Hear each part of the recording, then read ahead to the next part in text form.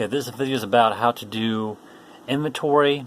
I've talked about inventory in my past videos, but I only demonstrated on one room showing the inventory setup. Now in this video, I've set it up where you can load the game, but when you load the game, you will have zero inventory. But the clever and challenging way is that you will have inventory moving from one room to the next without saving. After you beat the boss with your inventory intact, you'll go to the next room after the boss, and that's where it's going to save. At that point, you're not going to have any inventory. You'll have to recollect your inventory.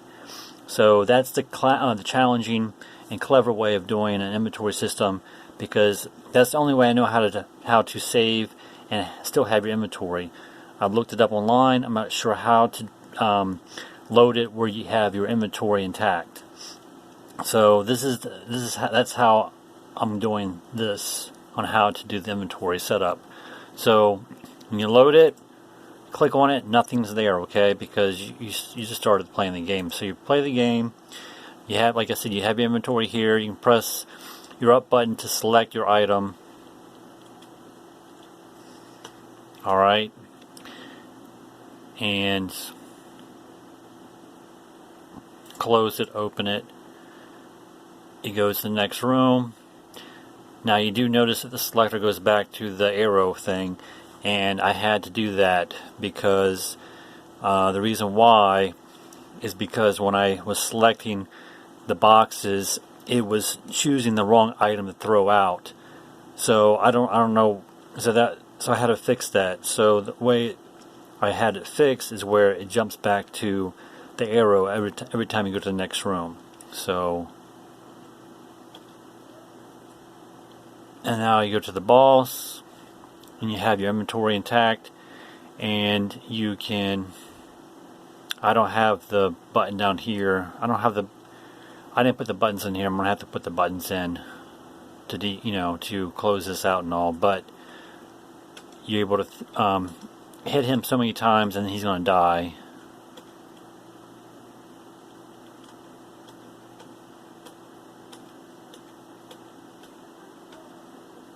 Then you collect the orb, and it makes you go to the next room. And see, now you have your inventory again, but it's at 0.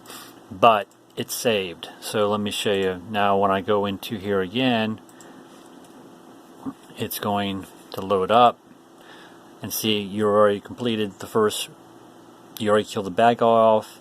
You had your 2 rooms where you actually had 3 rooms where you had your inventory intact. After you beat the boss, then you start all over again with your inventory. So that's the only way I know how to do it. See, you go to the next room, you have your inventory intact, and then I don't have another room here, but then you would go to the boss, beat him with your inventory, and then it would save, but you would have no inventory. You would have to recollect everything. So let me show you how I did this. And I'll put those buttons in there. I forgot to put the buttons in. So I'll just copy that and paste it into this area here. And I'll do that later on. I don't want to do that right now. Okay, so what I did here is this selector here. Okay, it's in all the rooms. Just the first selector, not when it switches to selector 2, 3, and 4. That's not in there. Just the first one. But there is some code. Let's see. All right. There's a green box here. This green box I put in there. It's not in the first room because I don't need it in the first room. I need it in the second room because this green box makes the selector go back to. It jumps back to the arrow box. So don't make it visible, do add event, create, then you grab a coded sheet, drag it over here, and this is what I use. So it's global.select, selected equals global.selected plus 1 if global point selected is less than, I think it's less than, equals 1, global select equals 0. So basically what this is talking about, this is allowing you to move from one image to and see, this you want to use the instance change. It's switching selector 4 to selector 1.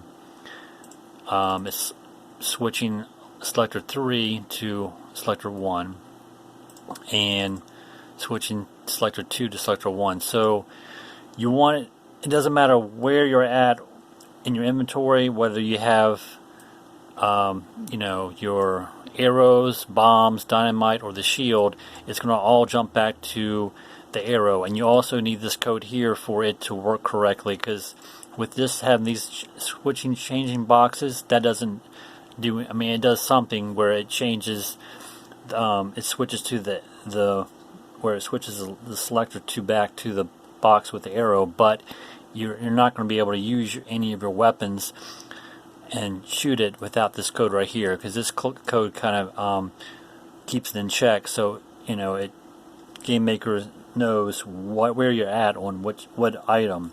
So this code detects what item you have selected.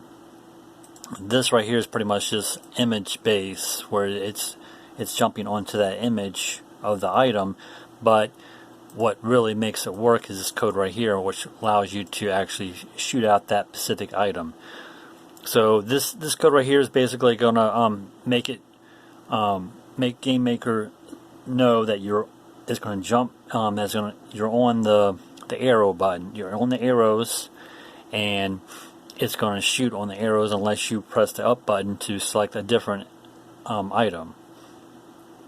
So you need this code for it to jump back to the arrows when you go to the next room, and that's needed because if you don't have that code, if you don't have this green box with this information in it where it jumps back to the original, where the selector jumps back to the arrows, then when you try to select an item and you throw it, you're not going to have the correct item when you throw it out. And I think that has something to do with persistent, because I'm going to talk about that in a minute, where you want to make sure that you're in the first room, that these question marks here, the O draw and the O global, are persistent. Make sure those are persistent. That means that your inventory is going to carry over to the next room. Your image of the item and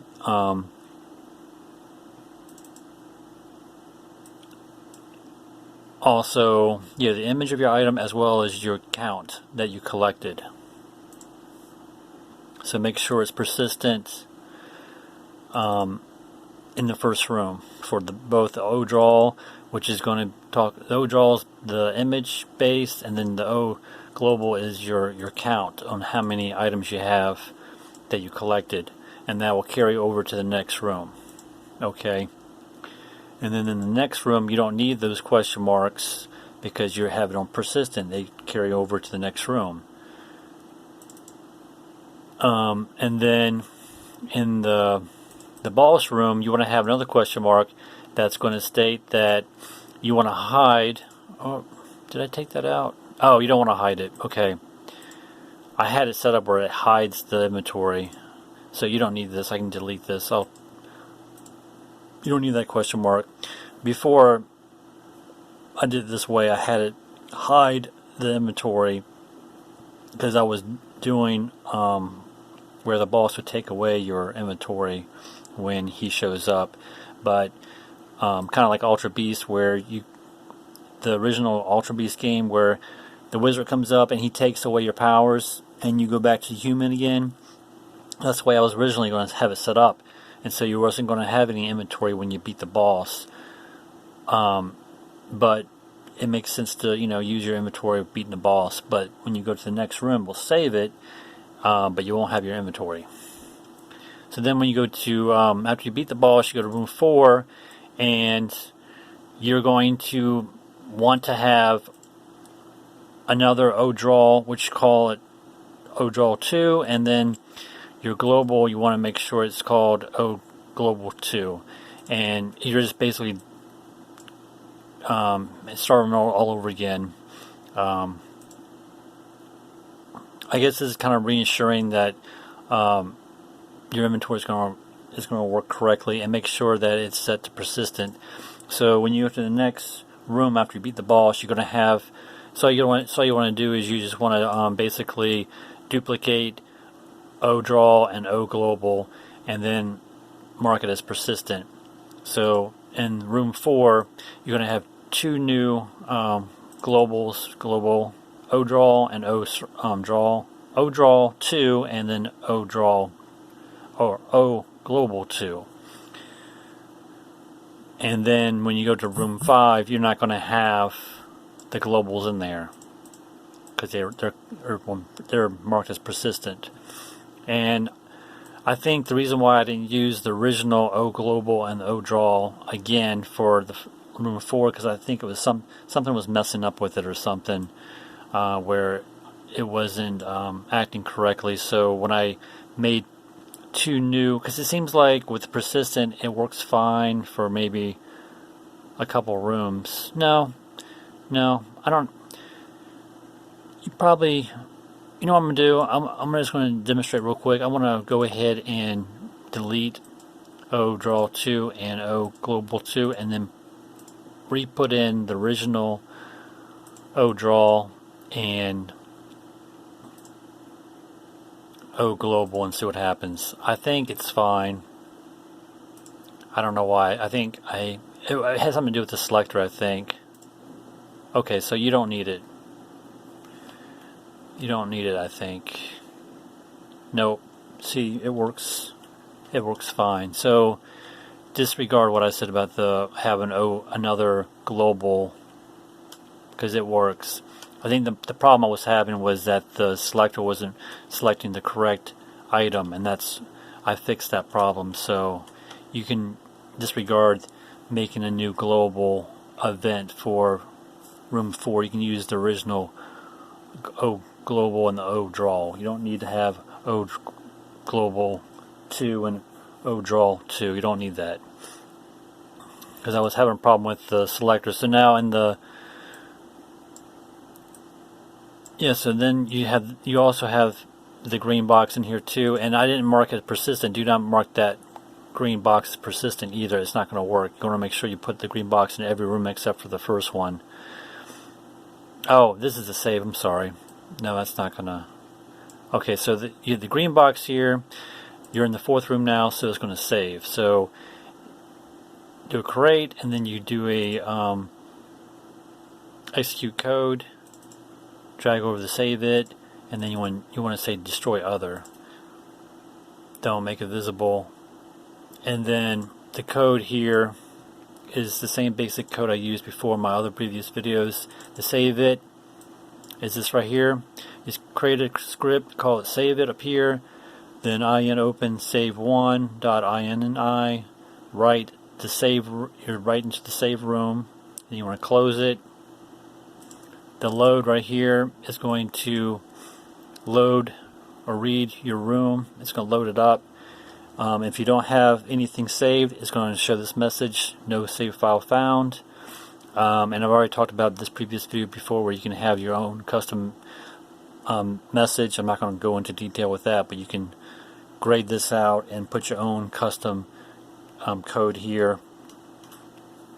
And then it's also going to save your score as well. Now it saves your score, but it won't. For some reason, it will not save your items that you pick up. I've already tried to add new code in there for saving your items that you pick up, and it's not saving for some reason. So, like I said, this is the way. This is like a workaround for saving your game and loading it up and having your inventory. And so you have inventory in room 1, 2, and in the 3rd room you beat the boss with your inventory intact.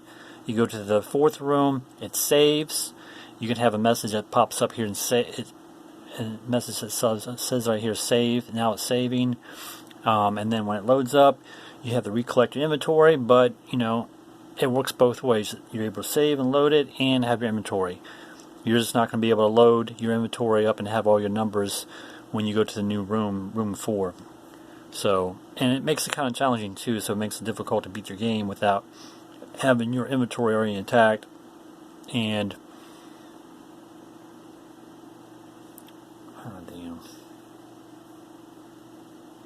so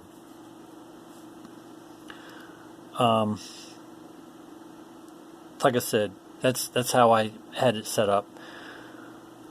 And like I said, if you might go over your numbers too. If I found a way to save your numbers that you collect their items, you're going to have you're going to have spaces in between your items, because you're going to have like 100, 200 that you collected, and you got to make sure you have enough space in between your images and your account numbers, because otherwise they might overlap one another. So that's another issue you have to figure out too. So this just makes it a little more challenging. You're able to carry on with your inventory from one room to the next without saving, but then when you do save, then you have to recollect everything again. But that's the only drawback about this inventory system I made up. So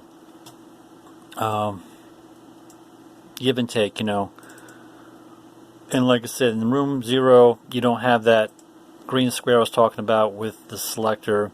It only happens when you move to the next room, room 1, and then it's in room 2 too. So you make sure that this is not persistent. Don't make this object selector jump back. Don't make it persistent, because it will malfunction. It won't work correctly. So you have to put it in every room except for the first room. Because you don't need it, because it's already on the arrows when you first start the game, so you don't need the jump back there. But then room 4 you need the jump back, and then room 5 you need the jump back. And then, like I said, I'll put the rest of the buttons in here for the boss. And if you do this for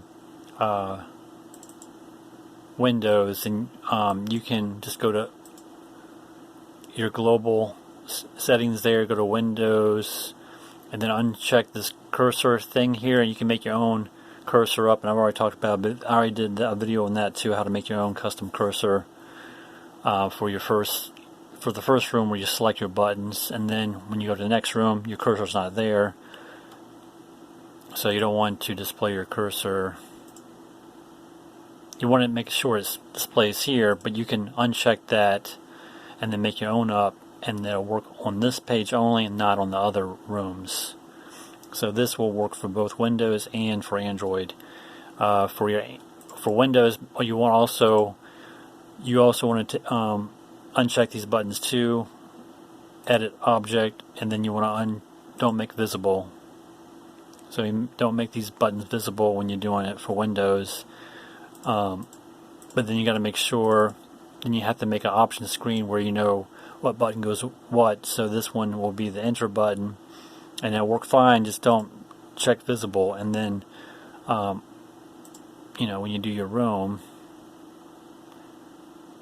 when you play your room, then the button won't be there, but it's still gonna be. See, I can't see my cursor because I have to make a new custom button up. But see, my button down there is not there. So you press enter to throw out my weapon. It still works, of course. So that you also have to do that too. Is this edit, not visible. Edit, not visible for Windows, not visible, and not visible. Play it again, and then that's how it worked for your Windows. And then you're able to press up key to move your selector and still use it.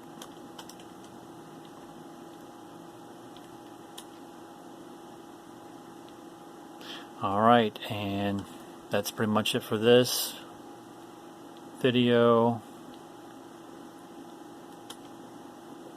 Thanks for watching.